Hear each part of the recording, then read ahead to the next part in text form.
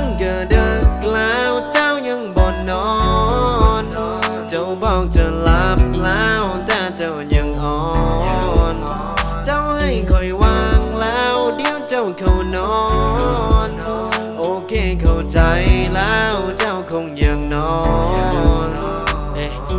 วางไปเลยคนดีหากคิดทั้งให้ขอมี Filter is my head นี้ทั้งเจ็บช้ำจนพอนี้ถ้ามันหักเจ้าจริงมันก็คงบ่ทิ้งเจ้าไปแบบนั้นดอกเจ้าอย่าไปอาวรมันก็แค่ละครในเจ้าเสือใจแล้วก็ไปตอก Thank you hurt for me เหตุผลที่วางสายคอยหูดี Thank you hurt for me เหตุผลที่วางสายคอยหูดีดึกแล้วเจ้ายังบ่นอนเจ้าบอกจะหลับแล้วแต่เจ้ายังอ่อนเจ้าให้คอยวางแล้วเดี๋ยวเจ้าเข้านอนโอเคเข้าใจ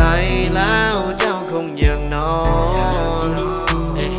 so high แล้วค่อยลืมนอนพวกคอยเมาบ่หลับและบ่นอนมื้ออื่นเศร้าค่อยต้องget it on ในคาบเศร้าอาจารย์จะขึ้นสอน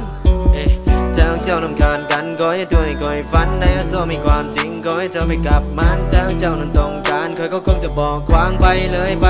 ทางเจ้านั้นต้องการมีคำขึ้นที่เปรี้ยวเงาคอยน้องส่งเฟซเจ้าถึงที่เจ้านั้นบอกให้นอนเม็ดสีขึ้นสีเขียวมันแสดงว่าเจ้าอ่อนโอ้น้ำแมงงำงอนแสดงว่าเจ้านั้นอยากนอนตัวได้ตัวไปเอาที่สบายใจถ้าอ้ายบ่โทรไปให้เจ้าต้องเข้าใจเฉยชาจะยังหักกันอยู่ที่เดิมจะบอกแปรผัน